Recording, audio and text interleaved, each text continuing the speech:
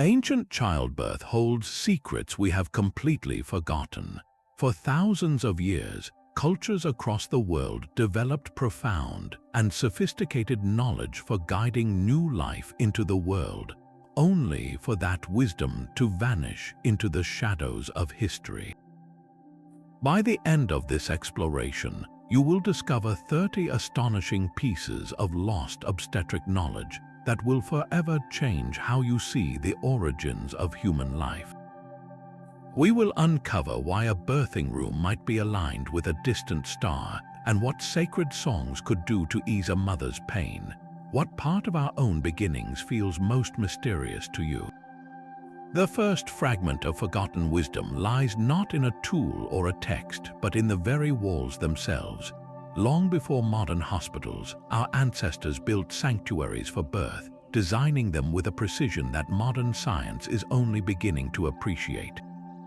These were not just rooms, they were cosmological instruments. From the temples of ancient Egypt to the ceremonial complexes of the Maya, the architecture of birth was a deliberate act of aligning the earthly with the celestial. Builders would orient an entire chamber so that on the dawn of a winter solstice, a single beam of sunlight would pierce a narrow aperture and illuminate a specific carving on the far wall, a symbol of a goddess of childbirth. This was not merely for spectacle.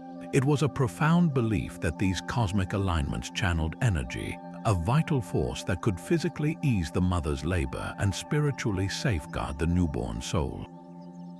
The geometry itself was sacred. Archaeologists have uncovered chambers built with specific harmonic ratios, their corners angled not at 90 degrees, but at carefully calculated degrees meant to resonate with certain planetary cycles. The walls might be adorned with spirals representing the path of life, or with carvings of protective deities whose eyes were positioned to watch over the birthing stone. Every element, from the floor's incline to the ceiling's height, was a piece of a larger puzzle meant to hold space for a miraculous transition. This architecture was a form of medicine, an environmental intervention designed to influence both physiological ease and spiritual outcome. To step into such a chamber was to step into a tuned instrument where the very air was thought to vibrate with intention, helping to guide a new life gently from one world into the next. The second lost knowledge moves from the architecture of the room to the objects held closest to the body. Across continents and cultures, mothers and midwives turned to a powerful form of portable protection, herbal amulets and talismanic medicine. This was far more than simple superstition. It was a sophisticated application of believed spiritual and physical properties, woven into the very fabric of the birthing process. A pregnant woman in ancient Rome might wear a pouch around her neck containing a sliver of mandrake root, a plant revered for its human-like shape and potent association with easing pain. The root was not merely picked, it was harvested under a full moon with specific incantations, believed to capture its sleeping spirit to later soothe labor pains. In Celtic traditions, midwives often prepared belts woven from specific grasses and embroidered with protective sigils to be worn during the final months. These belts were sometimes soaked in infusions of motherwort and mugwort, herbs long associated with strengthening the womb and ensuring a timely birth. The crafting was a ritual in itself, often performed during certain phases of the moon, with each knot tied representing a blessing for mother and child. Perhaps one of the most enduring examples comes from ancient China, where polished discs of jade, known as bai, were placed on the abdomen.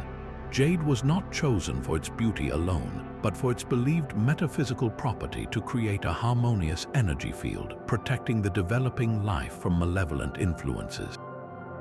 A midwife or shaman would often inscribe these stones or metal plaques with symbols for health, longevity, and safe passage, activating them through breath and intention. The amulet became a focal point, a tangible anchor for hope and a conduit for believed healing energies. This practice reveals a holistic view where the boundary between medicine and magic was beautifully blurred, where a stone or a root was a physical vessel for profound communal care and ancient wisdom, carried right into the heart of the mystery of birth. The third fragment of lost wisdom moves from the protective power of objects to the profound intelligence of touch. Long before ultrasound machines revealed a baby's position, skilled hands could read the landscape of a mother's abdomen like a map. In ancient Greece, midwives known as Mai were celebrated for their ability to gently turn a breech baby, a technique called external cephalic version. With the mother reclined and her muscles relaxed, the practitioner's hands would engage in a careful, deliberate dance. One hand would cradle the baby's head through the mother's skin, while the other would guide the tiny buttocks, using a combination of steady pressure and coaxing movements to encourage the baby to somersault into the ideal head-down position. This was not a forceful maneuver but a patient negotiation, timed with precision, often during the 8th month when there was still enough fluid for the baby to move freely. The midwife's deep knowledge of fetal anatomy and uterine mechanics, gained entirely through touch and apprenticeship, was astonishing. Similarly, in the Ayurvedic traditions of India, this practice was elevated to a sacred art. Therapists would use warm herbal oils to prepare the mother's skin and muscles, their strokes following specific energy pathways or nadis, believed to create harmony and space for the baby to reposition itself. Among many indigenous tribes of the Americas, grandmothers and medicine women held this knowledge, often performing the massage in rhythm with ceremonial songs, aligning the physical act with spiritual intention for a safe journey. This hands-on wisdom was a lifeline, preventing complicated births that could endanger both lives. Yet, its transmission was fragile, held in the memory of hands and the quiet instruction from elder to apprentice. With the professionalization of medicine and the distrust of non-institutional knowledge, these tactile arts were dismissed as old wives' tales, their practitioners marginalized. The rise of the hospital and the surgeon's scalpel replaced the midwife's knowing touch, and a vast library of somatic understanding, written not in books but in muscle memory, began to fade from the world. What other life-saving skills might have been lost when we stopped listening to the wisdom of hands? The rhythm of the cosmos was once considered a midwife's most trusted clock. For countless cultures, the moon was not a distant rock but an active participant in the drama of birth, its gravitational pull mirrored in the tides of the womb.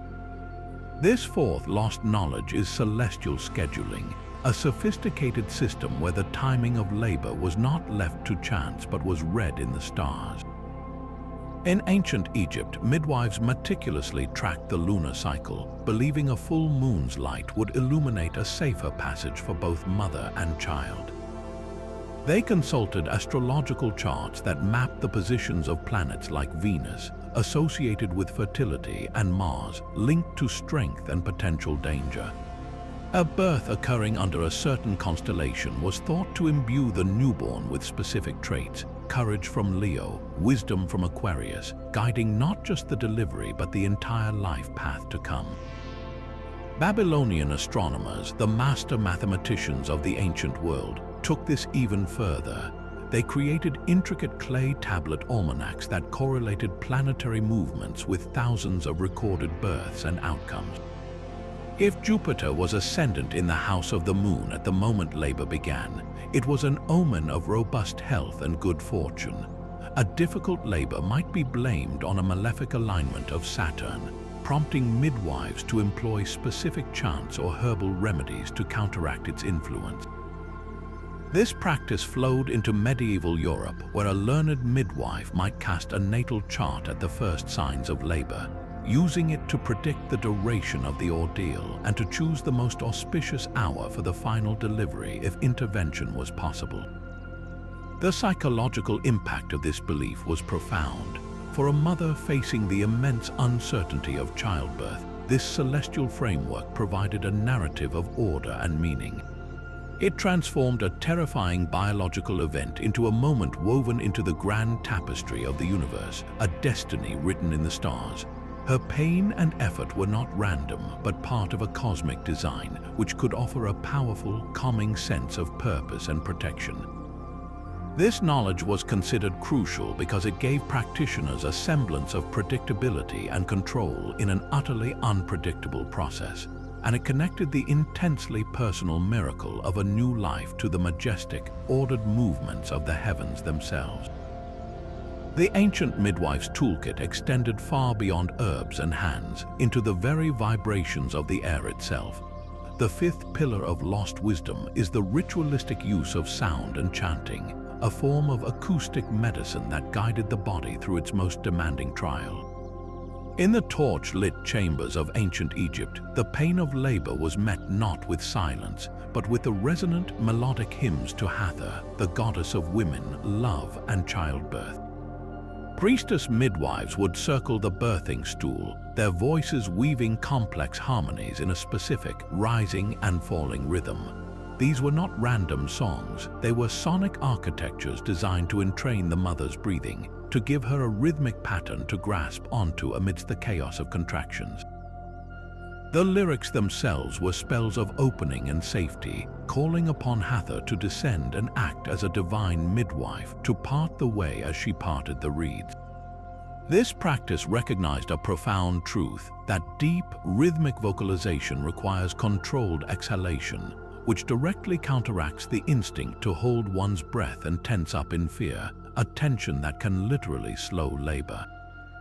Far to the north, in the Siberian tundra, shamanic cultures employed a different instrument of sound, the deep, steady heartbeat of a drum.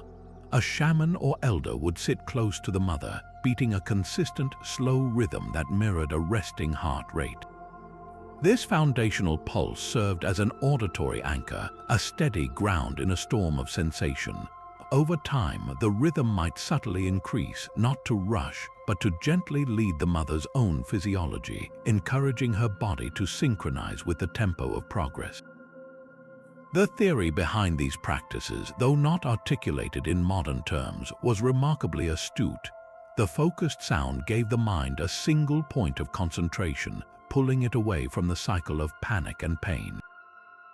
The vibrations were believed to literally loosen and prepare the body, with certain low tones thought to resonate with the pelvis and encourage dilation. This was a holistic intervention addressing pain, anxiety, and physiology in one resonant act. Yet, as childbirth moved into the sterile, silent halls of modern hospitals, this sonic wisdom was silenced. The powerful, communal chorus of support was replaced by clinical quiet, broken only by medical instructions, and a profound tool for managing the primal experience of birth was packed away, its echoes fading until they were forgotten entirely. The ancient world held a pharmacy for pain that modern medicine is still struggling to fully comprehend. This sixth pillar of lost knowledge is the mastery of advanced herbal analgesics and anesthetics, a complex pharmacopoeia developed over millennia not by physicians in white coats, but by midwives in garden plots and forest clearings. Their goal was to walk the finest of lines, to ease the mother's suffering without endangering the child or halting the vital process of labor itself. In Sumeria, clay tablets over 4,000 years old describe the use of the opium poppy. Midwives knew to score the seed pods at dawn, collecting the weeping latex, which they would then dissolve in warm wine or honeyed water. The dosage was critical, a few drops to take the edge off the waves of pain, to allow a mother to rest between contractions and conserve her strength, but never enough to plunge her into a stupor that would stop her body from doing its work. They understood the stages of labor intuitively and timed their administrations with a precision that modern anesthesiologists would respect. Along the Nile, the sacred blue lotus flower was the key.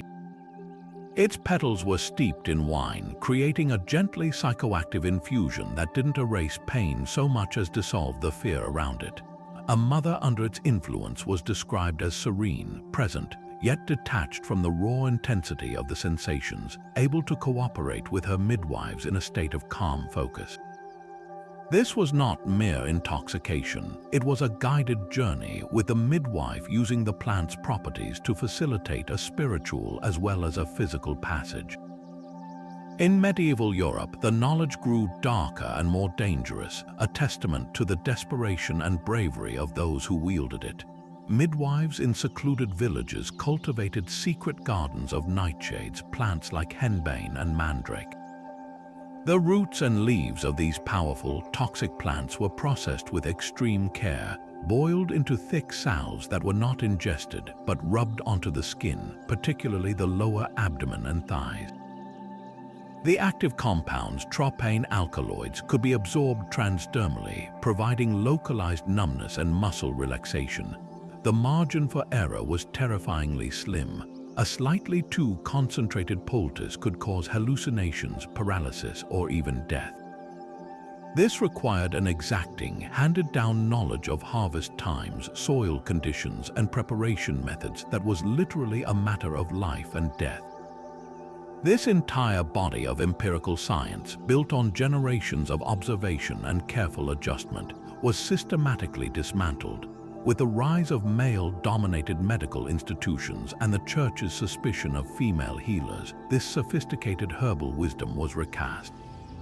The very women who could calculate a milligram equivalent dose in a pinch of dried leaf were accused of witchcraft.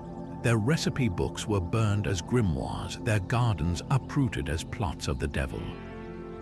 The knowledge was not just forgotten, it was violently suppressed, leaving a gap in our understanding of pain management that took centuries to fill with synthetic chemicals.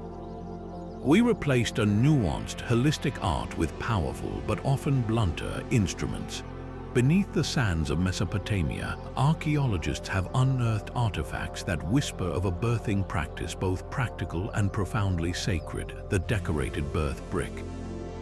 These were not ordinary building materials, but small, rectangular slabs of fired clay, often ornately painted or carved with powerful protective imagery. One famous example from ancient Egypt depicts the goddess Hathor, her benevolent cow ears listening for cries of distress, while other bricks show the fierce lion-headed goddess Taweret, defender of mothers and newborns, standing guard. The symbols were a visual incantation, a permanent prayer baked into the very surface that would touch the mother's body. But what was their actual purpose in the birthing chamber? The leading theory suggests these bricks served a dual, intertwined role. Physically, they likely functioned as a sturdy, slightly elevated platform for the laboring mother. She might have squatted or knelt over two bricks placed parallel on the ground, a position that uses gravity to aid delivery, while her hands could brace against them for support. The brick became a literal foundation of strength. Ritually, however, it was so much more. By placing her body upon these inscribed slabs, the mother was directly connecting with the divine protectors depicted. The brick demarcated a sacred space, transforming a patch of ordinary floor into a consecrated zone where the veil between worlds was thin.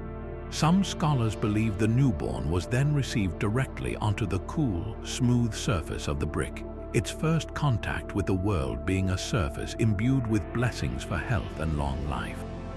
This fusion of utility and spirituality is what makes them so fascinating, the ultimate tool that was also a temple. Yet this specific technology faded.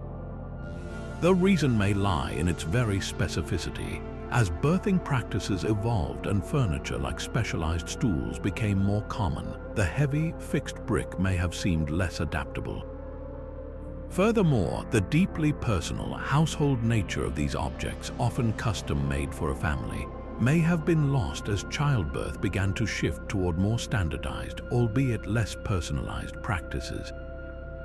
The birth brick reminds us that for our ancestors, every single element of childbirth, down to the ground upon which it happened, was intentionally chosen and charged with meaning, a layer of care we have since paved over.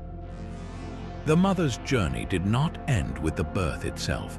Across the globe, ancient cultures understood that the weeks following delivery were a critical, vulnerable time requiring as much care and ritual as the labor. This eighth lost knowledge is the sacred art of postpartum seclusion and thermal therapy, a structured system of healing that modern obstetrics often rushes past. In the vast steppes of Mongolia, a tradition known as the mother roasting bed was practiced for centuries. The new mother would lie on a specially constructed bed of heated stones, covered with layers of wool and felt. Beneath her, a gentle, radiant warmth would seep into her bones for 40 days, a period of enforced rest and bonding. The heat was believed to purge the body of the cold, damp energies associated with childbirth, to stem excessive bleeding, and to encourage the uterus to contract back to its normal size, a process called involution. This was not mere comfort, it was seen as a vital reset for the entire system, preventing long-term ailments like back pain and fatigue that could arise from a body not properly warmed and closed after its great opening. Similarly, among many Native American tribes, a new mother would enter a sweat lodge ceremony. The lodge, a dome of willow branches covered with hides, became a womb of steam as water was poured over red-hot stones. Here, the heat served a dual purpose. Physically, it induced a deep, purifying sweat, flushing toxins and helping to tone muscles weakened by labor. Spiritually, it was a cleansing ritual, washing away the spiritual intensity of the birth experience and allowing the mother to transition back into the community with renewed strength and clarity. She emerged not just rested, but symbolically reborn herself, ready for her new role. In ancient Mesoamerica, the Maya and Aztec used heated basalt stones, often carved with symbols of fertility goddesses. These stones were wrapped in cloth and placed on the mother's abdomen or lower back, their steady, penetrating warmth aimed at soothing cramping muscles and guiding the internal organs back into place. Midwives would often recite prayers over the stones, charging them with intentions for swift healing. The common thread in all these traditions is the recognition that birth leaves a profound physical and energetic vacancy. The application of controlled, intentional heat was the prescribed method to fill that void, to draw the body back together and to seal the mother's vitality. It was a deliberate slowing down, a mandated pause that honored the monumental work her body had just completed. Today, the postpartum period is frequently treated as an afterthought, with mothers expected to resume normal activities almost immediately. We have lost the wisdom that true recovery is not passive, but an active, culturally supported process of thermal and spiritual restoration, a necessary fire to forge the mother anew. The moment of separation held a power that echoed throughout a lifetime. The ninth lost knowledge revolves around the umbilical cord, not as medical waste, but as a sacred bridge treated with reverence and profound intention. In ancient Egypt, the cutting of the cord was a ceremonial act, its timing often linked to astronomical events or the child's first cry. The tool itself was not a simple blade, but a ritual knife made of obsidian, a stone believed to hold protective qualities. Before and after the cut, the stump was meticulously anointed with powdered myrrh and frankincense, resins prized not only for their spiritual fragrance but for their potent antiseptic and drying properties. This was a practical medicine disguised as a rite, preventing infection while symbolically sealing the child's physical form. But the journey of the cord did not end there. For many cultures, the placenta and the attached cord were considered the child's spiritual twin or first guardian. The Maori of New Zealand call it the wenua, the same word for land, and bury it in a chosen place, often planting a tree over the spot. This act literally rooted the child to their ancestral homeland, creating a living, growing tether between person and place. In parts of West Africa, the placenta might be buried under the threshold of the family home, binding the child's spirit to the hearth and ensuring they would always find their way back. Among some Native American tribes, it was placed in a carefully selected location in nature, a clean riverbank or the base of a strong oak, so the child would inherit the qualities of that place: strength, purity, or resilience. This was biology intertwined with destiny. The careful burial was a map of belonging, an anchor for identity in a vast world. The cord itself was sometimes dried and preserved, woven into amulets or kept in a medicine bag as a lifelong link to one's origin and a potent charm against illness. We have streamlined this moment into a swift clinical snip, discarding the physical remnants without a second thought. In doing so, we severed more than a biological connection. We abandoned a universal language of symbolic tethering, a way of writing a child's story into the very soil of their beginning. What happens to our sense of place when the first bond we ever form is treated as refuse instead of a root? The scrolls that burned in Alexandria may have held answers to questions we are still asking today. Among the greatest tragedies for our understanding of ancient childbirth is the incalculable loss of the medical texts housed in the Great Library.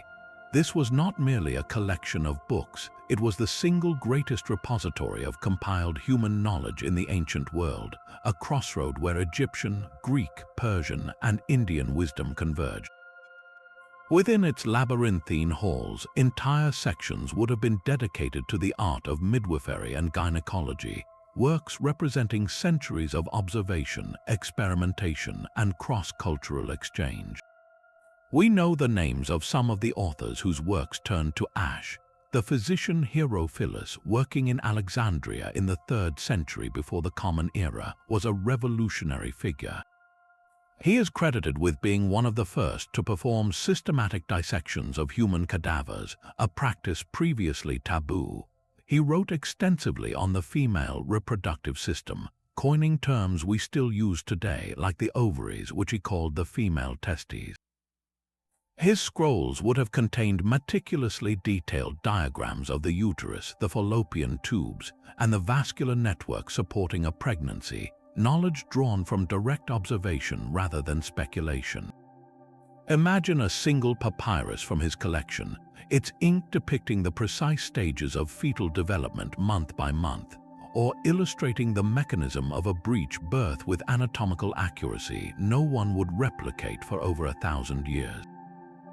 Other lost works might have included the compiled case studies of Agnotis, the legendary Athenian midwife who disguised herself as a man to study medicine, detailing difficult deliveries and her methods for resolving them. There would have been pharmacopoeias listing herbal analgesics from the Nile Delta alongside surgical techniques described by surgeons from India who were performing cesarean sections long before they were known in the West. The library's destruction was not one event, but a series of fires and conflicts over centuries, a slow, suffocating erasure. With each blaze fueled by war and intolerance, millennia of accumulated expertise on women's bodies literally went up in smoke. The loss set medical science back immeasurably. Specific advances in understanding the causes of hemorrhage, the management of obstructed labor, or the nature of postpartum infection were erased. We were forced to rediscover, through painful trial and error in later ages, what Alexandrian scholars might have already documented in clear, inked lines. The silence left by that fire echoes through history, a haunting reminder of how fragile the chain of knowledge truly is, and how much of the story of our own beginnings was consumed before it could ever be read. A tangled thread could mean a tangled birth. Across the villages of medieval Europe and the vast plains of Slavic lands, a powerful and curious ritual unfolded as a mother's time drew near. The 11th lost knowledge is the symbolic magic of knots, a practice that wielded the power of metaphor as a tangible force to shape the outcome of labor. In the days leading up to the birth, the midwife would arrive and perform a meticulous inspection of the entire household. Her instruction was clear: every single knot in the home must be undone.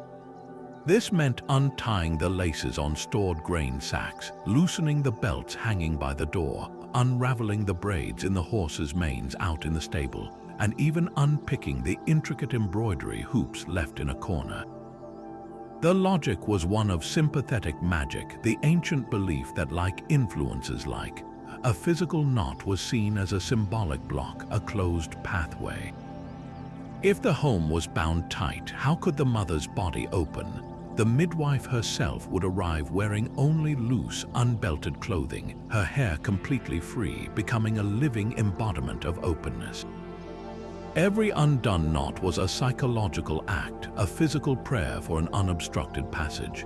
It gave the anxious family a concrete, manageable task, channeling their nervous energy into a ritual of preparation that felt deeply meaningful.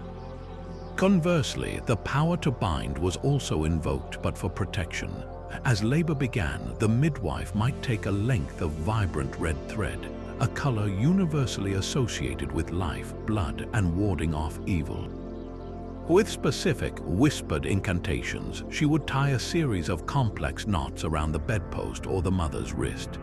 These were not knots of restriction, but knots of sealing, intended to bind shut any malevolent influences or wandering spirits that might wish to harm the vulnerable mother and child. The red thread became a visible cordon of safety, a boundary drawn in the spiritual world. This practice reveals a profound understanding of the psychology of fear. The rituals transformed abstract, terrifying uncertainties into simple, solvable problems. Instead of dwelling on the unimaginable pain or potential danger, a father could focus on untying a stubborn knot on a chest.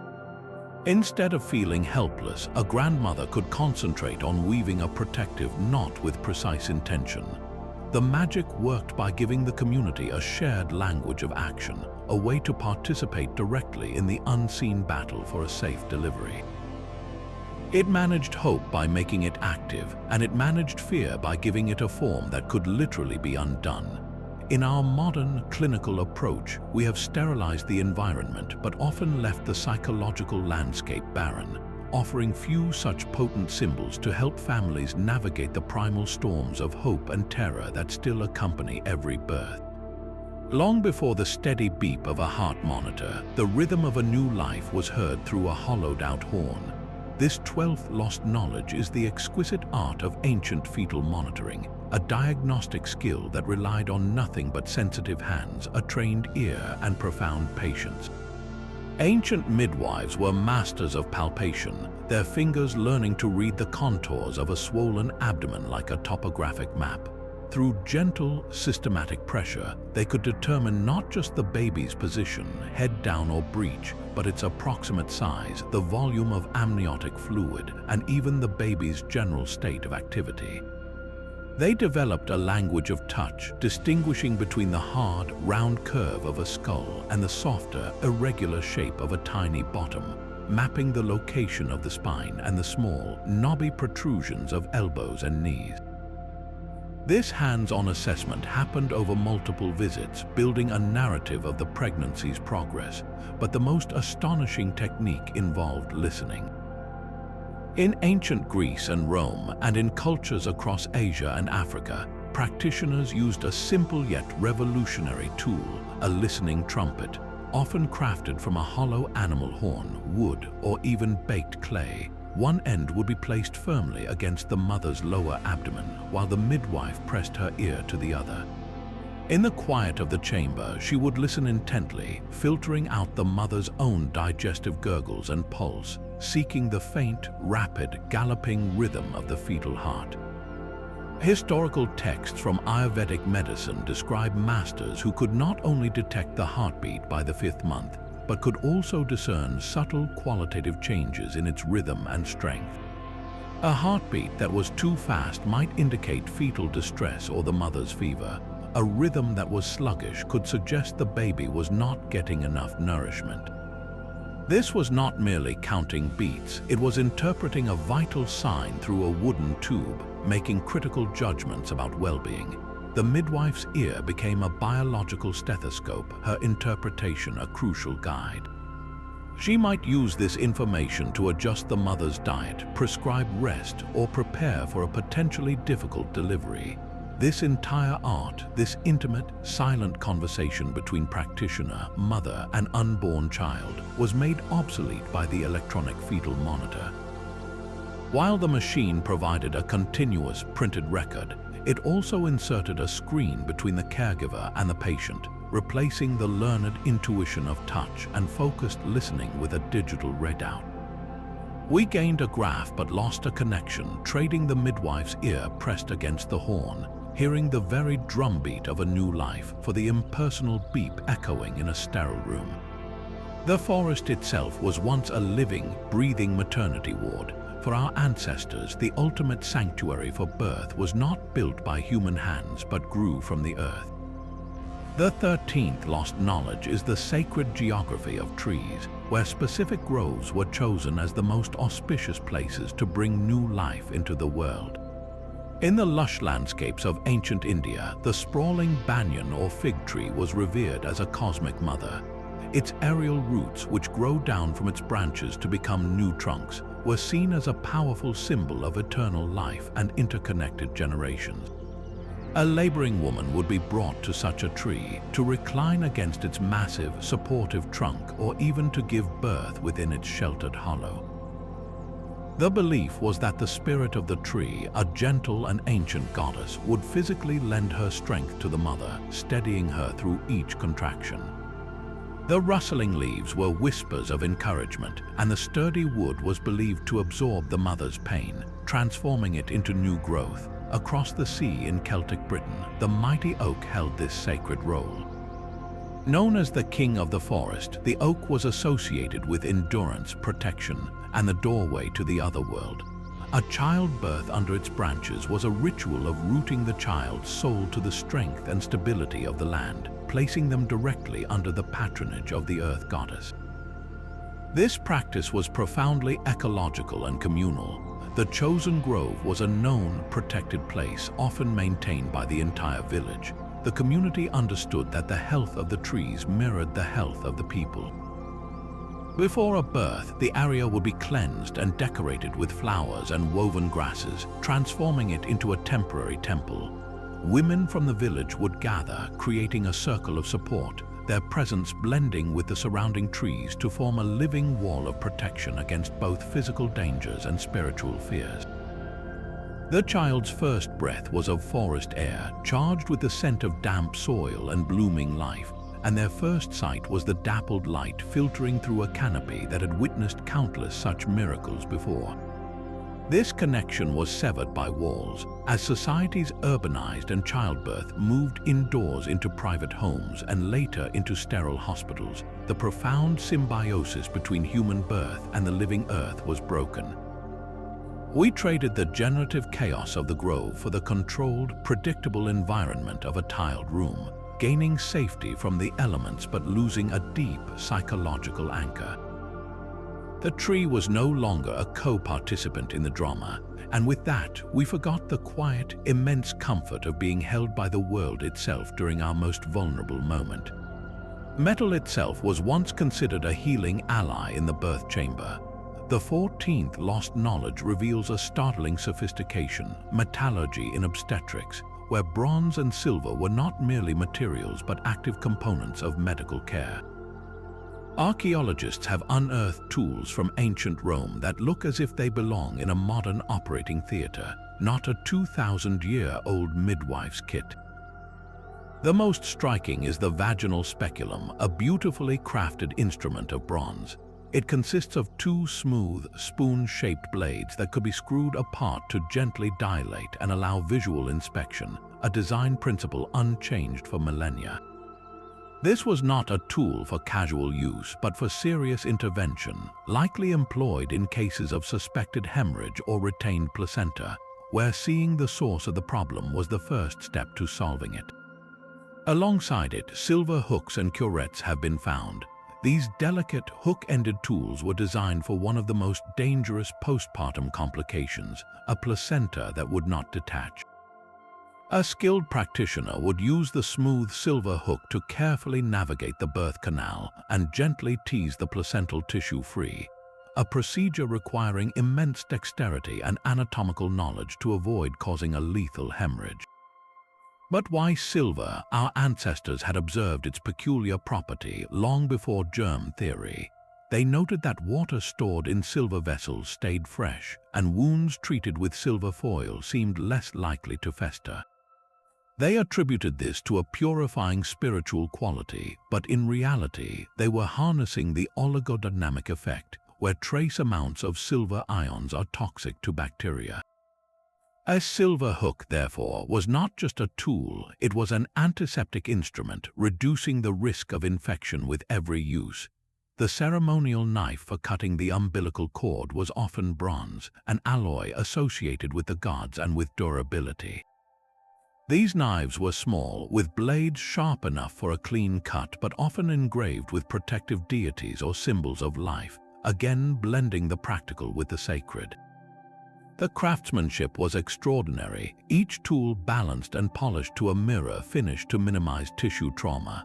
So why did these advanced tools vanish centuries before stainless steel arrived? The decline was likely a tragic convergence. With the fall of empires like Rome, the organized trade networks and specialized workshops that produced such high-quality instruments collapsed. The knowledge of their precise use, passed down through apprenticeships in centralized schools of medicine, fragmented and was lost in the dark ages that followed. Furthermore, the Church's growing suspicion of any internal examination of women's bodies, deeming it immodest or blasphemous, pushed such interventions underground. The tools themselves may have been melted down for coin or weapons, and the sophisticated art of using them was relegated to rumor, then to silence. We imagine ancient childbirth as purely herbal or manual, but these metal artifacts tell a different story, one of a brief flowering of precise technological intervention that was snuffed out, leaving a gap filled by far cruder methods for over 1,000 years. The mother's inner world was considered a landscape as important as her physical body. For countless ancient societies, the dreams of a pregnant woman were not random neural noise, but direct messages, prophecies from the soul of the unborn child or warnings from the spirit world. This 15th lost knowledge is dream interpretation as prenatal counseling, a sophisticated system of psychological and spiritual care. In ancient Greece, a woman in her third trimester might be escorted to a dream temple, an Asclepion dedicated to the god of healing. After purification rituals, she would sleep in a special chamber, hoping for a visitation dream. Upon waking, she would recount every detail to a priestess interpreter. A dream of clear, flowing water might foretell an easy birth and a healthy child, while a dream of a snarling wolf could be interpreted as a sign of potential complications, prompting the midwife to prescribe specific herbs or extra rest. The interpreter was not just predicting the future, she was listening for the mother's hidden anxieties, her unspoken fears about pain, her capability, or the child's well-being. By giving these fears a symbolic form and a divine context, the ritual legitimized them and offered a path to address them, often through further offerings or protective amulets. This practice recognized the dream state as a bridge between the conscious and subconscious mind, where deep-seated worries could surface in symbolic disguise. Half a world away, Aboriginal Australian cultures held a similar, yet even more profound view. A mother's dream was a key part of the concept of the dreaming, the eternal creative epoch. If she dreamt of a particular animal, like a kangaroo or an emu, it was believed the spirit of that ancestral being was choosing her child, imparting its qualities and connecting the child to a specific totem and tract of land for which the family would become custodians. Elders would gather to interpret these dreams, weaving the child's destiny into the ancient stories of the land before they were even born. This was not fortune-telling, it was identity-making. It provided the mother with a powerful narrative, a sense that her child already had a place and a purpose in the cosmos, which could alleviate profound existential fears. This ancient practice functioned as a powerful, early form of prenatal mental health care. By creating a sacred space for a woman to voice her most vulnerable nighttime visions, and by treating them with grave seriousness, the community validated her emotional experience. The interpreter, whether a Greek priestess or an Aboriginal elder, acted as a therapist, translating subconscious dread into manageable symbols and prescribed actions. The mother was not left alone with her swirling fears. She was given a framework to understand them and a ritual to pacify them. This holistic approach acknowledged the mind-body connection centuries before the term existed, understanding that a mother's terror could tighten her muscles and stall her labor as effectively as any physical obstruction. We have medicalized pregnancy to an extraordinary degree, monitoring every heartbeat and milliliter, yet we often leave the vast, shadowed continent of the maternal psyche unexplored and unsupported, having long ago dismissed the dream interpreters who once served as its gentle guides. Water has always been the first home, and ancient cultures remembered this profound truth. The 16th lost knowledge is the practice of ritual bathing and hydrotherapy, where water was not a passive backdrop but an active, intelligent partner in the drama of birth. This went far beyond simple cleanliness. It was a deliberate harnessing of water's physical and spiritual properties to ease the journey. In the humid lowlands of the Maya, the Temazcal sweat bath was a cornerstone of childbirth preparation. This small, dome-shaped stone structure was a symbolic womb. The mother would enter with her midwives, and as water was poured over searing hot volcanic stones, the space filled with a thick, herb-infused steam. The intense heat and humidity did more than just make her sweat. They loosened her muscles and ligaments in preparation for the immense flexibility required, while the sacred herbs like copal and sage purified the air and were believed to drive away malevolent spirits. The Temazcal was a ritual of softening, both physically and mentally, a return to a primal, steamy state before the final push into the world. Across the Pacific, in Japan, the tradition of giving birth in natural hot springs or onsens was practiced for centuries. The mineral-rich geothermal waters provided a perfect environment. The buoyancy lifted the weight of the pregnancy from the mother's spine and joints, offering a relief she may not have felt for months. The constant, enveloping warmth soothed contraction pains and promoted deep relaxation, which in turn helped her body produce its own natural pain-relieving hormones. The minerals in the water, like sulfur and magnesium, were absorbed through the skin, believed to strengthen both mother and child. This was not a casual soak, it was a geographically blessed form of therapy, utilizing the very gifts of the volcanic earth. Even earlier, in the vibrant Minoan civilization on Crete, frescoes and archaeological remains suggest the use of specialized birthing pools. These were not large swimming areas, but often beautifully tiled private chambers with sunken tubs. The design indicates a sophisticated understanding of the benefits. The water's buoyancy would help the mother move freely and find comfortable positions she could not sustain on land, while the warmth dilated blood vessels, improving circulation and potentially reducing the risk of tearing. The pool itself created a quiet, insulated space, muffling sounds and focusing the mother inward, away from the distractions of the outside world. The physiological wisdom here is remarkable. Warm water immersion relaxes the autonomic nervous system, lowering stress hormones and allowing the body's natural oxytocin, the hormone of labor, to flow more effectively. The buoyancy reduces the sensation of pain by lessening pressure on the abdomen and supporting the body's weight. So why, with such a widespread and ancient pedigree, is water birth often hailed as a modern rediscovery of the 1970s? The answer lies in another great forgetting. As childbirth was medicalized and moved into sterile, dry hospital beds, the messy, fluid element of water was seen as unhygienic and difficult to control. The profound, intuitive knowledge of midwives who utilized rivers, springs, and pools was dismissed as primitive. The ritual and therapeutic context was stripped away, leaving only the clinical concern. It took a daring few in the modern era to look past the hospital tile and remember the ancient embrace of warm water, to realize that this was not a new age fad, but the reclamation of a primal comfort, a return to the element that cradled us all at the very beginning. The food on an ancient mother's plate was a carefully crafted prescription. This 17th lost knowledge is the intricate nutritional science for fertility and pregnancy, a system where every bite was considered medicine, calibrated to build a specific kind of life force.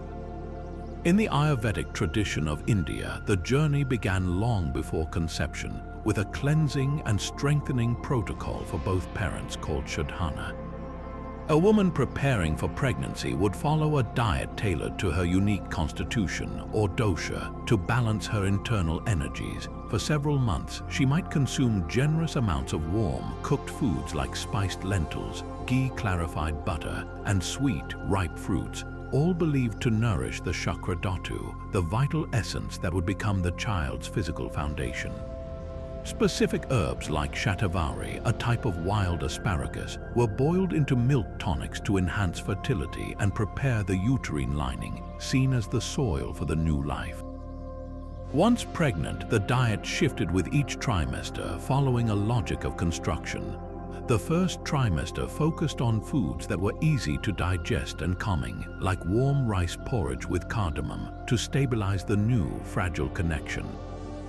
The second trimester, when the fetus's structures were believed to form, introduced building foods, bone broth simmered for days with marrow, and leafy greens rich in minerals, all to construct strong bones and organs. The third trimester emphasized lightness and downward moving foods like steamed pears and barley water to prepare the body for the descent of labor. This was not just about nutrients, it was about qualities, warm versus cold, heavy versus light, each chosen to direct the body's energy in a specific way. Similarly, traditional Chinese medicine mapped the pregnancy journey onto the flow of qi and blood. To prevent miscarriage in the early months, foods that warmed and anchored the womb were paramount, like slow-cooked stews with ginger and organic, free-range chicken. Walnuts shaped like a brain were eaten to nourish the baby's developing mind, while black sesame seeds, rich in oil, were consumed to ensure the infant's skin and hair would be lush. The timing of meals was also sacred, with the largest, most nutrient-dense meal eaten at midday when digestive fire was strongest, ensuring maximum absorption for the baby. Certain foods were strictly avoided not due to bacteria, but due to their energetic properties. Raw, cold foods were forbidden as they were thought to shock and contract the uterus, while overly spicy or pungent foods were believed to stir up too much heat and agitation in the mother, which could then transfer to the child's temperament. This was a holistic view where the mother's calm digestion was directly linked to the baby's peaceful development. Modern prenatal nutrition, by contrast, is brilliantly precise about micrograms of folic acid and milligrams of iron, but it is largely silent on the energetic and emotional dimension of food. We focus on isolated components, a vitamin pill, rather than the synergistic wisdom of a whole, prepared meal designed for a specific phase of creation. We gained scientific certainty about preventing neural tube defects, but we lost the ancient art of using food to consciously shape the subtle energy, the very spirit of the unborn child, treating the mother's body not just as a container, but as an alchemical kitchen where a human being was quite literally cooked into existence. The ancient apothecary held a secret more potent than any single herb, a knowledge of liquid alchemy. The 18th lost wisdom is the art of preparing medicinal wines and elixirs, complex, standardized formulas that were the closest thing the ancient world had to pharmaceutical drugs. These were not simple teas, but sophisticated brews where the solvent, often wine, vinegar, or honey, was chosen to extract and preserve specific active compounds from powerful botanicals. In ancient Rome, a midwife's kit likely contained a small clay amphora of a wine infused with saffron and fenugreek. Saffron, the precious threads of the crocus flower, was steeped in sweet wine for several weeks. When a mother's labor was weak or stalled, a carefully measured cup of this golden liquid would be administered. The Romans understood, through trial and observation, that saffron had a stimulating effect on the uterus, encouraging more effective contractions. The alcohol in the wine acted as a rapid delivery system, speeding the compounds into the bloodstream, while the sugars provided a burst of energy to the exhausted mother. This was a calibrated intervention, Similarly, in the medieval Islamic world, scholars like al-Zarawi compiled detailed recipes in his medical encyclopedia, the Tasrif. He describes an elixir for postpartum hemorrhage, a life-threatening emergency. It involved steeping ergot, a fungus that grows on rye, in a vinegar solution. Ergot contains alkaloids that powerfully constrict blood vessels. A few drops of this dark, dangerous liquid could clamp down on bleeding uterine arteries, stanching the flow where other methods failed. The vinegar was crucial as it helped stabilize the unstable compounds in the fungus. The precision in these texts is stunning, specifying the number of days of steeping, the type of vessel, and the exact dosage down to the weight of a coin. In ancient China, master herbalists created lactation elixirs that are still echoed in modern kitchens. They would simmer seeds like fenugreek and fennel in a rich rice wine broth for new mothers. They observed that these galactagogue herbs, when extracted in the warm, alcohol-based medium, seemed to increase a woman's milk supply more effectively than the herbs taken alone. The recipe understood synergy, that the whole preparation was greater than the sum of its parts. The warming property of the wine was believed to help the medicine circulate through the body's channels to reach the breast. These elixirs represent a pinnacle of pre-modern pharmacology, a marriage of empirical botany and culinary art. Their loss was not immediate but a slow fading. As distillation techniques improved, the focus shifted to creating pure spirits and essential oils, abandoning the nuanced, slow extraction wines. More critically, with the rise of centralized, male-dominated medical authorities, these recipes, often held and transmitted by women and midwives, were stripped of their context. The standardized formula in a medieval Arabic text might be copied in a European monastery, but without the hands-on knowledge of the herbalist who knew how to identify the exact stage of ergot growth for maximum potency, the recipe could become useless or even deadly. The elixirs were dismissed as old-fashioned brews, their sophisticated pharmacology forgotten until modern science, centuries later, would isolate the very same active ingredients and package them in sterile pills, having lost the ancient brewer's intimate understanding of the carrier, the timing, and the holistic power of the potion. The newborn's body was seen as soft clay, waiting to be shaped by the hands of tradition. The 19th lost knowledge moves into the delicate, controversial realm of ceremonial swaddling and limb molding, where the first days of life were a time of intentional physical formation. This went far beyond the gentle, comforting wrap we think of today. For cultures like the ancient Maya, the shape of the head was a powerful social marker. A few days after birth, the infant would be placed between two padded wooden boards, one at the forehead and one at the back of the skull. The boards were then slowly, incrementally tightened over a period of weeks. This constant, gentle pressure on the still soft plates of the infant's cranium would gradually elongate the head, creating a sloping forehead that rose to a high, elegant crown. To the Maya, this was not disfigurement but beautification and a sign of nobility. The elongated skull resembled an ear of corn, the sacred plant that was the source of human life in their creation story. It physically manifested a connection to the gods and set the elite apart from commoners whose heads were left round. Similarly, in ancient China, the practice of foot binding, though starting in later childhood, stemmed from this same philosophy of molding the body to an ideal. But limb molding began even earlier. Among some Plains Native American tribes, newborns were swaddled with exceptional care using straight, firm cradle boards. The infant was bound snugly to a flat wooden board with decorative leather lacing, their limbs held straight and secure.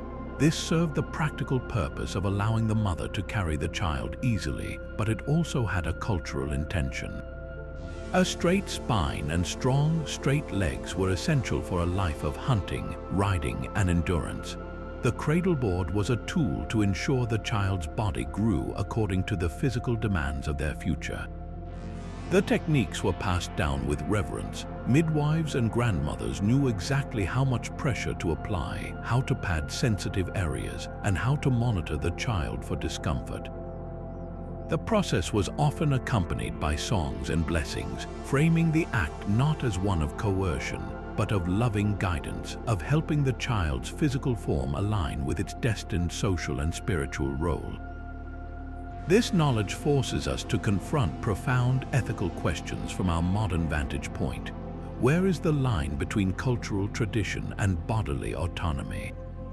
These practices were performed without the consent of the child, permanently altering their anatomy for aesthetic or social reasons. Yet, within their own time and context, they were acts of profound care, intended to give the child every advantage, beauty, and belonging in the world they were entering. The knowledge faded as colonialism and modern medicine condemned such practices as barbaric, imposing a single, natural standard for the human form. In losing these techniques, we lost a window into how deeply our ancestors believed the body itself was a narrative, a story to be written by the community from the very first breath. A rabbit's swift birth was not just observed, it was a power to be borrowed. This 20th lost knowledge delves into the world of animal analogues and sympathetic magic, where the natural kingdom served as both a textbook and a toolkit for human childbirth. Ancient midwives operated on a principle that modern science has largely abandoned, the idea that qualities could be transferred through symbolic connection. If a rabbit could deliver its young in a matter of moments, then perhaps that speed could be invoked for a human mother. In countless European folk traditions, a strip of soft rabbit fur would be tucked into the laboring woman's hand or placed upon her abdomen. The logic was not biological but symbolic, a tangible link to the animal's celebrated swiftness. By holding the fur, the mother was not just comforting herself, she was participating in a ritual of transference, asking the essence of the rabbit to flow into her own body and hasten the process. Similarly, the shedding of a snake's skin presented a powerful metaphor for release. A discarded snakeskin, carefully collected and kept by a midwife, might be lightly brushed against a mother's back during a long, arduous labor. The act was a prayer in motion, a hope that just as the snake sloughed off its old, constricting form, the mother could shed the intense grip of her pain and emerge renewed. These practices were not naive superstition, but a sophisticated form of psychological and spiritual intervention.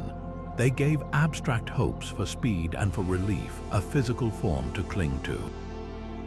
The animal part became a focal point for intention, a concrete symbol upon which both the mother and her attendants could project their deepest desires for a positive outcome. Beyond these talismans, direct observation of the animal world provided critical practical knowledge. Midwives learned their craft not only from their human teachers, but by quietly watching other mammals. They saw how a cow would instinctively seek a quiet, dark corner when her time was near, influencing the human practice of creating a dim, peaceful birthing chamber. They noted how other primates would squat, using gravity to aid delivery, reinforcing the use of birthing stools or supported squatting positions. The licking and cleaning of newborns by animal mothers underscored the importance of immediate care and bonding. This was an early form of comparative biology, where the shared mammalian experience was a trusted guide. The underlying philosophy was one of deep kinship, a belief that humans were not separate from nature, but participants in a grand, interconnected drama of birth. To harness an animal's attribute through its fur or its observed behavior was to tap into a universal wellspring of life force. It was an attempt to align the human body with the perceived efficiencies and strengths of the wild, to borrow a rabbit's haste or a snake's capacity for renewal when human strength alone seemed insufficient. In our modern clinical paradigm, we severed this symbolic connection. We dismissed the rabbit fur as a primitive charm and the snakeskin as a dirty relic, forgetting the profound comfort and sense of agency these objects provided. We replaced the wisdom of the barnyard and the forest with sterilized protocols, gaining control over infection but losing a language of hope written in the very fabric of the natural world. The very earth beneath a mother's feet was thought to pulse with life-giving power. The 21st lost knowledge is the art of geomancy, the practice of reading the landscape to select the most auspicious site for a birth. This was not a matter of convenience, but of aligning the most vulnerable human transition with the strongest currents of terrestrial energy. In ancient Celtic lands, practitioners known as dowsers would walk the fields and forests with a forked hazel rod. They were not seeking water, but something more subtle, the invisible pathways known as ley lines. These were believed to be alignments of spiritual power connecting ancient stone circles, burial mounds, and sacred springs. When a woman's time drew near, a dowser might be summoned to find a spot where two such lines crossed, a powerful nexus. Giving birth at this intersection was thought to bathe mother and child in a surge of protective, vivifying force, ensuring a swift delivery and a child blessed with vitality and perhaps even second sight. The chosen site, often a gentle hilltop or a sheltered grove near one of these markers, was then prepared with offerings and blessings, turning a random patch of ground into a consecrated portal.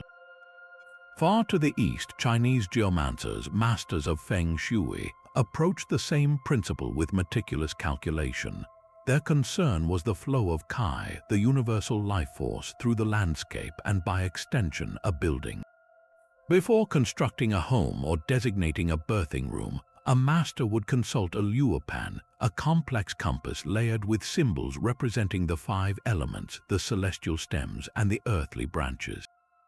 He would assess the lay of the land, the direction of water flows, and the shape of surrounding hills, all to locate the dragon's vein, the primary channel of beneficial earth energy.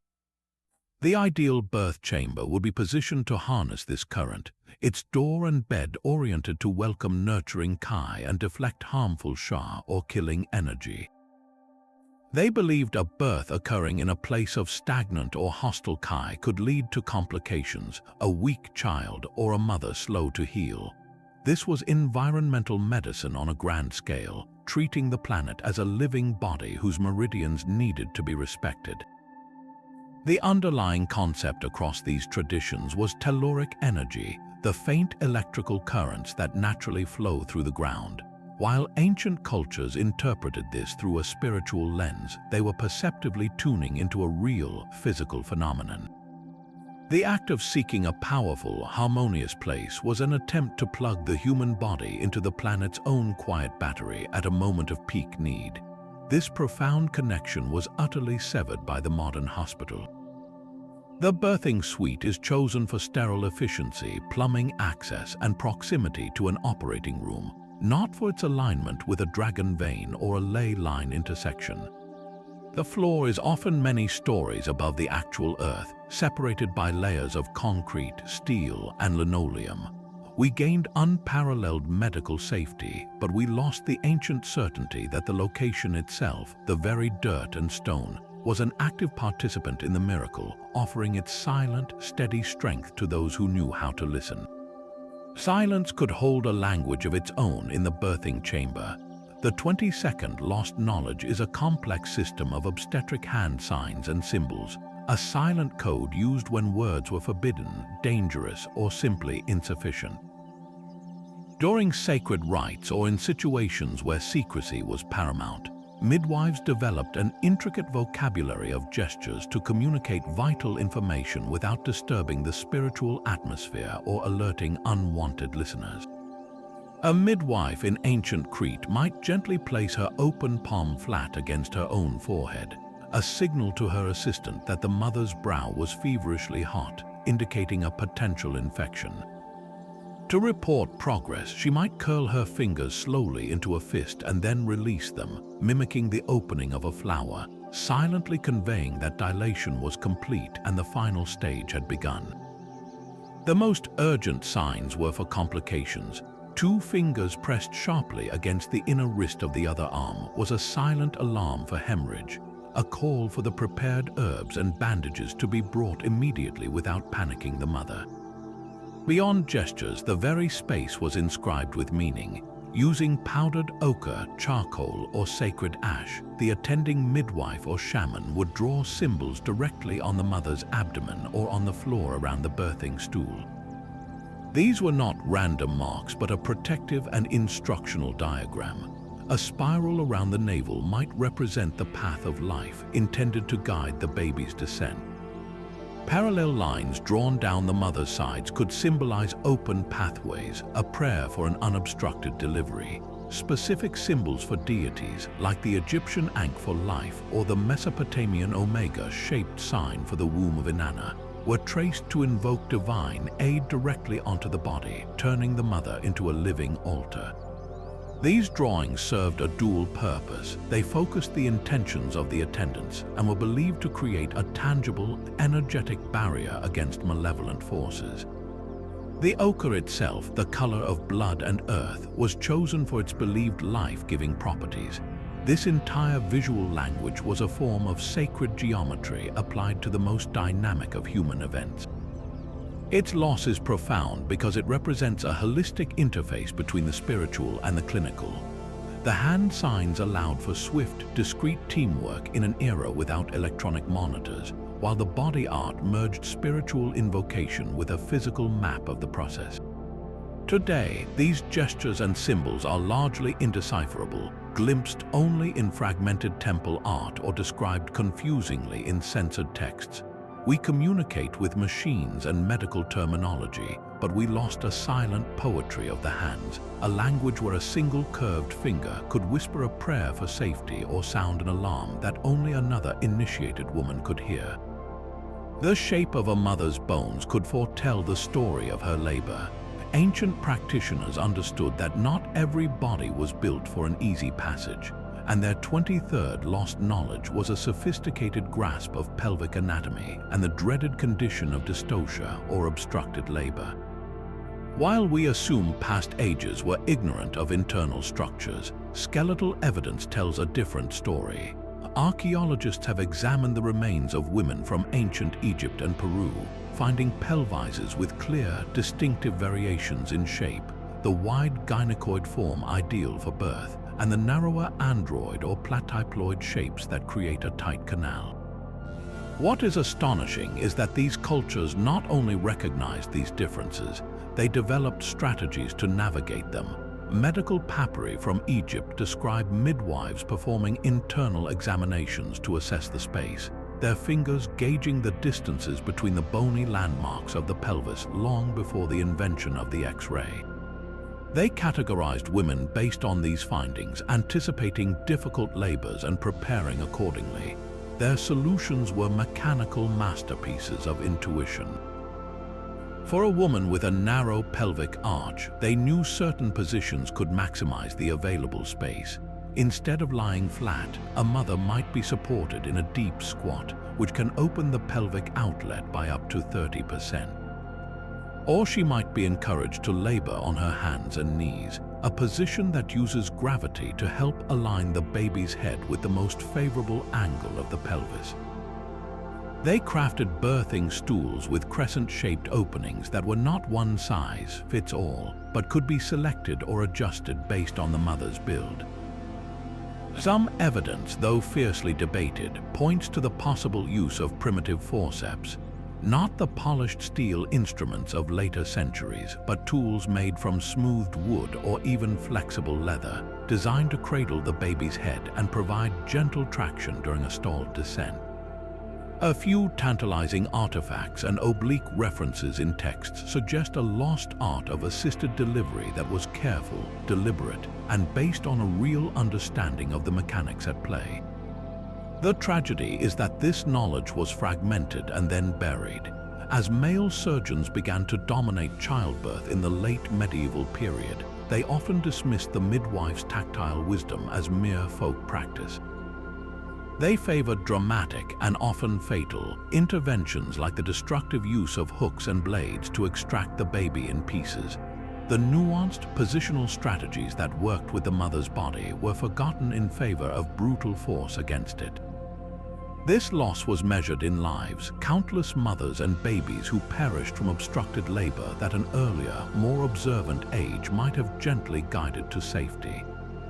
It is a haunting thought that a simple, remembered shift in position on a birthing stool could have been the difference between life and death for generations. The water for that first bath was never drawn from a common well. This 24th lost knowledge centers on the ritual of the first bath and anointing oils, a ceremony of spiritual introduction that has been stripped to a mere clinical cleaning. In ancient Egypt, the moment a child was separated from the cord, they were not simply wiped off. They were carried to a basin filled with water from the Nile, the sacred river of life and renewal. This was not just any water, it was collected at dawn on a specific day, often when the star Sirius rose, heralding the annual flood. The water was then warmed and infused with natron, a natural salt, and delicate herbs like blue lotus and chamomile. The lotus, symbol of rebirth, was meant to help the infant's soul fully anchor in its new body, while the chamomile soothed the skin and they believed the shock of arrival. The washing itself was a gentle, deliberate act performed by a priestess or elder midwife, each stroke following a prescribed pattern, from the crown of the head down to the soles of the feet, symbolizing the descent into earthly life. This was the child's first conscious encounter with an element, a baptism into the physical world. Following the bath came the anointing. In Mycenaean Greece, a special oil was prepared weeks in advance. Olive oil, pressed from the first fruits of the harvest, would be steeped with aromatic herbs like sage for wisdom and myrtle for love and protection. This golden oil was stored in a polished amphora decorated with images of nurturing goddesses. After the bath, while the infant's skin was still warm and porous, the midwife would pour a small amount of this sacred oil into her palms. Rubbing her hands together to warm it further, she would then massage it into the baby's skin, starting at the heart center and moving outward to the limbs. This was not a moisturizer, it was a sealing in of blessings. The oil was believed to create an invisible protective barrier, locking in the purity of the bath and the vitality of the herbs, while also warding off ill spirits that might be drawn to such a fresh, new soul. In Norse traditions, the water might come from a hidden spring dedicated to the goddess Frigg, and the oil could be infused with thyme and pine, scents of strength and resilience for the harsh world they were entering. The ritual was a holistic welcome, addressing the spirit, the senses, and the body simultaneously. It cleansed the child of the residual energies of the birth journey, introduced them gently to the feel of water and the scent of earth, and conferred upon them the community's hopes through touch and symbol. Today, that profound, sensory-rich welcome has been reduced to a quick wipe with a sterile, disposable cloth and perhaps a dab of generic petroleum jelly. The sacred spring water has been replaced by tap water in a plastic basin, the infused oil swapped for a mass-produced lotion.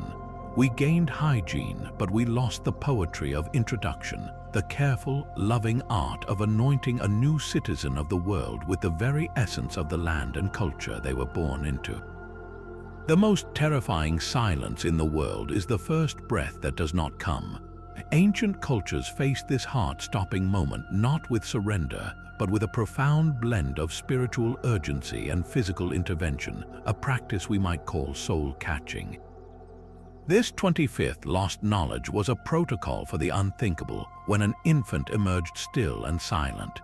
The midwife's response was immediate and twofold: to call back a soul perceived as hesitant or lost, and to stimulate life through tangible means, seeing no division between the two. In the cold fjords of the Norse world, a newborn who did not cry might be rushed outside and laid directly upon the bare soil, even in winter. The earth goddess Jord was believed to have the power to ground a wandering spirit. As the infant touched the soil, the midwife would begin a rhythmic chant, calling the child by the names of its ancestors, creating a lineage of belonging to pull the soul home. Simultaneously, she would rub the tiny chest with snow or briskly with a rough wool cloth. the physical shock intended to jumpstart the heart and lungs while the chant anchored the spirit. This was not a choice between prayer and medicine. It was a single, unified act of resuscitation.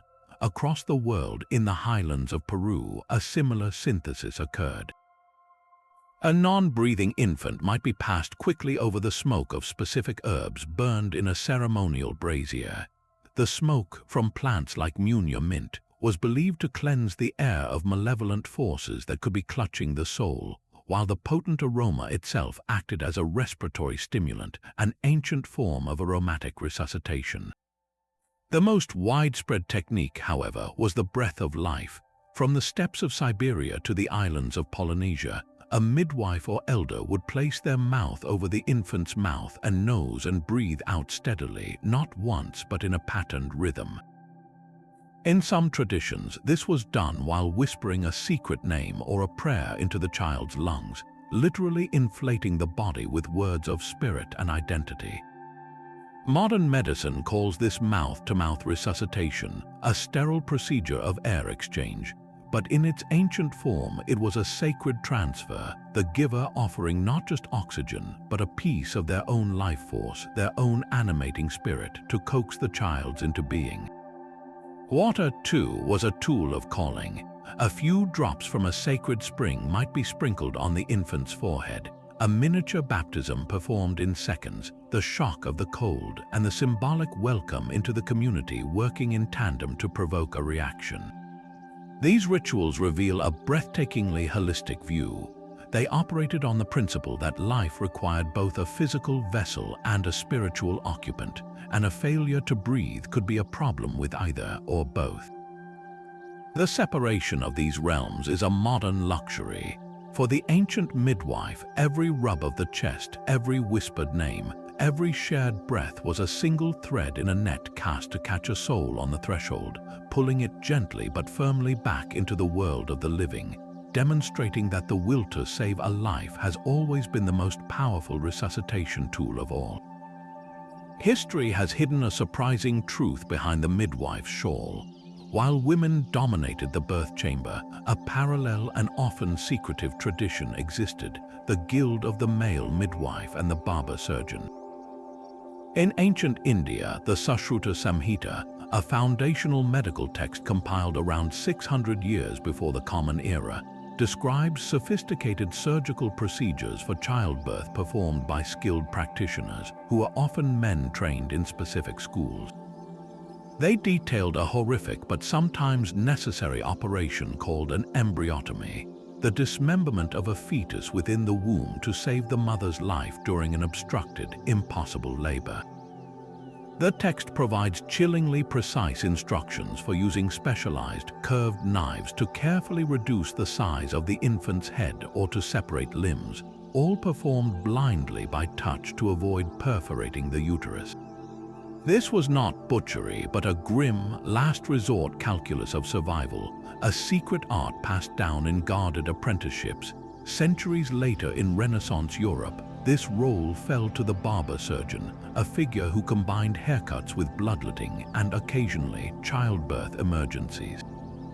These men were not welcome in the normal lying-in room, but were summoned in absolute desperation when the female midwives had exhausted all their knowledge.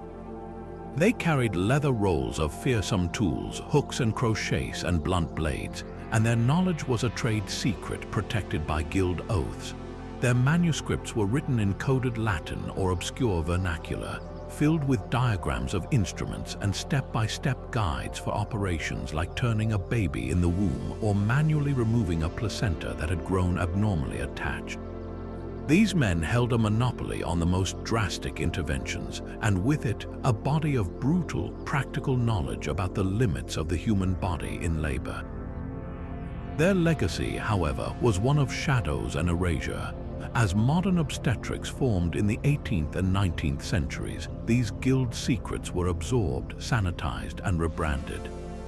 The dangerous embryotomy was replaced by the safer cesarean section, the crude hooks refined into polished forceps. The barber surgeon evolved into the obstetric surgeon, but the historical contribution of these male practitioners operating in that desperate space between life and death was rarely credited. Their cryptic manuscripts were archived as curious relics, their grim wisdom seen as a barbaric prelude to real medicine, rather than a desperate, vital thread in the long and painful story of how we learn to survive our own beginnings. The border between agony and ecstasy was once a landscape a mother could be guided through. The 27th lost knowledge is perhaps the most controversial, the sacred use of psychotropic plants in spiritual obstetrics. Far from the crude anesthetics of earlier sections, this practice involved entheogens, substances believed to enable contact with the divine, administered not to dull sensation but to transform it entirely. Scattered clues point to a controlled, ritualistic use by priestess midwives in several ancient cultures. In the frescoes of the Minoan civilization on Crete, one recurring, enigmatic image shows a goddess or priestess holding peculiar mushroom-like objects near a woman in a ritual context. While debated, some scholars argue these could represent the psilocybin-containing mushrooms native to the region, used in rites of passage including childbirth. The theory suggests that a tiny, carefully measured dose, perhaps brewed into a tea, was given to a mother in advanced labor. The intent was not hallucination for its own sake, but to induce a visionary state that would dissociate her from the raw physical pain. The crushing waves of contractions could be reinterpreted as cosmic waves, the pressure as the embrace of a goddess. The mother might experience herself as part of a vast divine process, her suffering reframed as a heroic spiritual journey. This was pain management through transcendence. Similarly, the infamous ergot fungus, a source of both deadly poison and the precursor to LSD, appears in a different light. While used medicinally to stem bleeding, there is fragmentary evidence from Near Eastern fertility cults that subtoxic doses of ergot derivatives were used in a similar visionary capacity. A Babylonian text fragment speaks of a sacred barley preparation that opened the eyes of the soul during the Great Trial. Under the guidance of a trained priestess, the mother might feel she was in direct communion with goddesses like Inanna or Ishtar, receiving their strength and guidance for the final push. The priestess midwife acted as a psychopomp, a guide for the soul, anchoring the mother in the physical room while her consciousness navigated these altered states. She would use chants, touch, and symbols to steer the experience toward healing and openness, away from fear and constriction. The knowledge required was terrifyingly precise, a dance on a knife's edge between a therapeutic dose and a fatal or psychotic one. It demanded an intimate understanding of plant potency, individual physiology, and profound psychological support. This is precisely why it was so utterly eradicated. When patriarchal religious and medical authorities rose to power, such practices represented the ultimate heresy and threat. They placed enormous spiritual power in the hands of women, using substances that bypassed priestly control and accessed the divine directly. The plants themselves were condemned as tools of demons, the midwives who used them branded as witches. The knowledge was not simply forgotten, it was hunted, burned, and driven so far underground that only the faintest echoes remain in misunderstood art and heavily censored texts. We lost a radical, holistic approach to pain that viewed the mind as a landscape that could be navigated, not just a problem to be silenced. In our modern search for non-addictive pain relief, we are only beginning to scientifically explore the very territories these ancient priestesses once dared to walk, armed with nothing but a mushroom and a prayer. The stones themselves were aligned to capture a celestial blessing. Our 28th lost knowledge lies in the silent, precise language of astronomical alignment, where temples dedicated to fertility were not just buildings but giant calendars and cosmic amplifiers. Consider the great temple of Artemis at Ephesus, one of the 7 wonders of the ancient world. Its immense columns and sprawling courtyard were not randomly placed. Modern archaeoastronomers studying the remaining foundations and historical descriptions believe the central axis of the temple was aligned so that on the dawn of the summer solstice, the longest day of the year, the rising sun would flood directly through the main eastern gateway.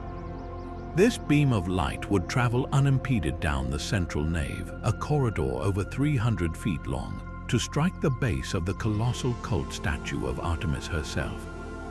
The goddess was depicted not as a delicate maiden, but as a powerful, multi-breasted figure covered in symbols of animals and fertility, a divine mother. On that one morning, she was literally ignited by the sun, bathed in a golden light that would creep up her form as the sun rose higher. For the worshippers gathered in the dim hall, this was not an accident of architecture, it was a miracle made manifest once a year. The sunlight activating the statue was believed to recharge its power, to pour celestial vitality into the earth goddess, who would then radiate that enhanced blessing of fertility to the women who had traveled there, often praying for children or safe pregnancies. The architectural knowledge required for this was staggering. Builders had to calculate the precise azimuth, the horizontal angle of the sunrise on the solstice for their specific latitude. They then had to orient the entire massive foundation of the temple to that exact bearing, ensuring no column or wall would cast a shadow in the critical path of light. This demanded not only advanced understanding of astronomy and geometry, but also a level of surveying and engineering that could maintain this alignment over a construction project that might last generations. The symbolic power was immense. It physically connected the biological cycles of women, the hope for new life, to the most reliable, grand cycles of the cosmos. A woman praying before the illuminated statue was not just asking a distant deity. She was standing in a beam of energy that linked her personal desire directly to the sun's journey. Other temples used moonlight. Shrines to lunar goddesses like Selene or Hecate might have oculus openings or angled shafts designed so that the light of the full moon at its zenith would fall upon an altar stone or a sacred pool where ritual baths for fertility were taken. The cool, silver light was associated with the menstrual cycle and the womb's rhythms, and to bathe in its focused glow during a ritual was to synchronize one's own body with the celestial tide. Today, these temples are ruins. We see broken columns and scattered foundations, marveling at their size but deaf to their original function. The alignments are often obscured, the precise angles lost as stones settle or are carted away. The silent knowledge in those stones, the understanding that a building could be a conduit between human longing and cosmic order, is a ghost in the architecture. We preserved the art, but we lost the operating manual for the machine, a machine designed not to grind grain, but to harvest starlight for the most human of miracles. Silphium was so valuable its image was stamped on ancient coins. This 29th lost knowledge confronts a difficult but undeniable truth: the widespread, sophisticated use of herbal contraceptives and early-term abortifacients. For women in the ancient world, managing fertility was not a matter of chance, but of carefully guarded botany. The most famous of these plants was silphium, a giant fennel that grew only in a narrow coastal region of Cyrene in North Africa. Its heart-shaped seed pods became the universal symbol for love and female choice, literally the origin of the heart shape we use today. Silphium was prized for its potent resin, which when taken in a specific tincture after intercourse, was documented to prevent pregnancy. The Roman naturalist Pliny the Elder wrote that a single stalk of silphium was worth its weight in silver denarii. Its demand was so immense and its cultivation so stubbornly limited to that one region that by the 1st century of the Common Era it was harvested to extinction. The loss of silphium was an ecological and social catastrophe, erasing a primary tool for family planning from the Mediterranean world, but it was not the only tool. Knowledgeable women and midwives turned to other powerful herbs. Pennyroyal, a pungent member of the mint family, was brewed into a strong tea. When taken at the first missed monthly cycle, its volatile oils could stimulate uterine contractions to dislodge a very early pregnancy. The Greek physician Soranus, in his 2nd century work on gynecology, provided explicit instructions for its preparation, warning of the precise dosage needed to be effective yet avoid poisoning. Similarly, the bitter herb rue with its blue-green leaves was another staple. Soranus details a compound prescription involving rue, myrrh, and wine to be taken monthly to cleanse the womb and restore the menses, a clear reference to an early abortifacient. This was not backyard guesswork. It was recorded, standardized pharmacology practiced by respected physicians and skilled herbalists. The knowledge was crucial for women's health and autonomy, allowing spacing of children, managing health risks, and navigating difficult social circumstances. Its loss was not accidental, but a deliberate campaign spanning centuries. As patriarchal religious doctrines gained power, particularly with the rise of state Christianity in Rome and later across Europe, control over reproduction became a matter of theological and state authority. Female healers who held this knowledge were systematically targeted. Their recipe books, often the only written records of this precise dosing, were destroyed as works of the devil. The church councils of the 4th and 5th centuries began issuing edicts specifically condemning the use of contraceptives and abortifacients, framing it as a sin against the potential for life. By the medieval period, what was once mainstream medical practice was driven deep underground, recast as witchcraft. The sophisticated understanding of dosage and timing held by figures like Soranus was replaced by dangerous superstition and desperate, often lethal, self-experimentation. Silphium was gone, and the careful instructions for pennyroyal and rue were burned, leaving only fearful whispers. This loss represented more than just forgotten botany. It was the severing of a fundamental thread of bodily sovereignty, a knowledge that had allowed women, for a brief span of history documented by their own physicians, to hold a measured chemical agency over the very forces of life and death that we have spent this entire series exploring. The greatest library of obstetric knowledge was never written down. It was held in the voices of grandmothers, in the rhythmic chants of apprentices, in the ballads sung by firelight. This 30th and final lost knowledge is the vast, living archive of oral tradition, a system of memory so sophisticated it could store the equivalent of entire medical textbooks in melody and meter.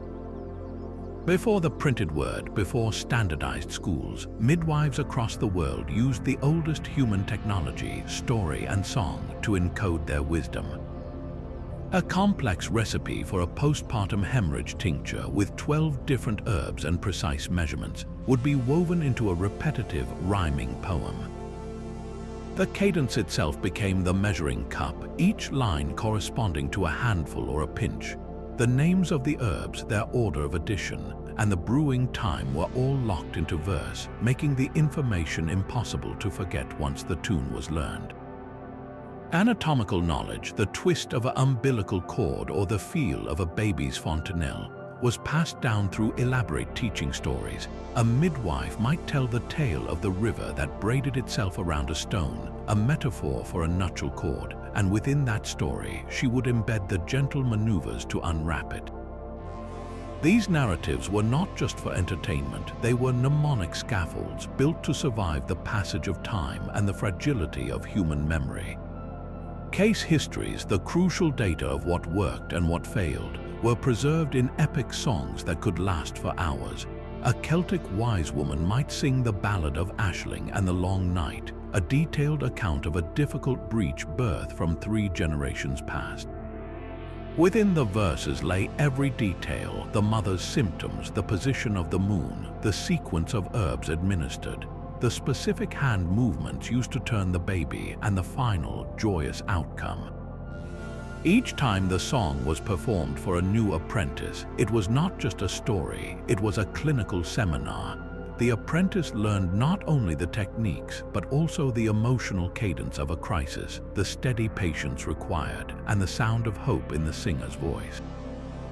This was a living, breathing database. It was adaptable, with new verses added for new discoveries or unusual cases, constantly updated by each generation of singers. The knowledge was inseparable from the person who held it, imbued with their experience, their intuition, and the subtle nuances that a static text could never capture.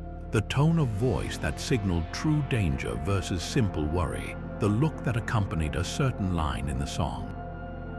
This magnificent oral library was systematically silenced.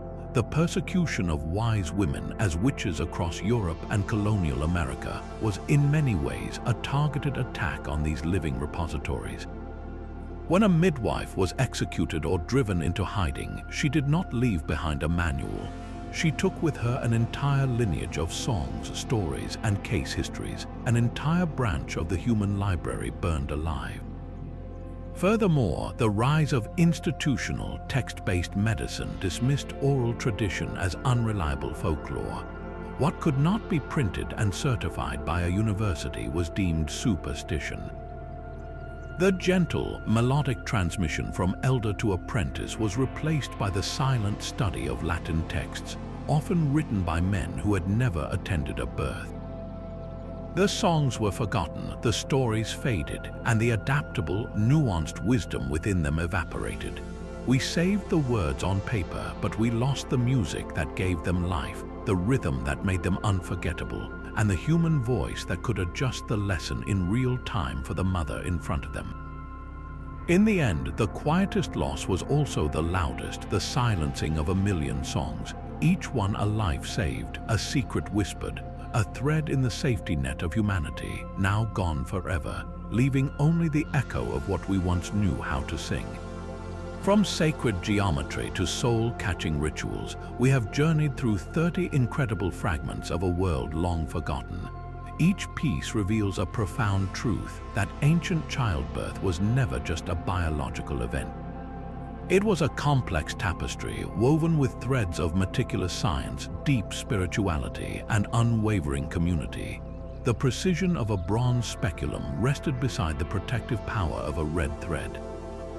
The astronomical alignment of a temple held equal weight to the knowing hands that could turn a baby. This was a holistic vision where the mind, body, and spirit of the mother were cared for as one, where her environment, from the grove of trees to the songs in the air, was intentionally crafted to support her monumental passage. Modern medicine has given us gifts beyond measure, safety and survival rates our ancestors could only dream of.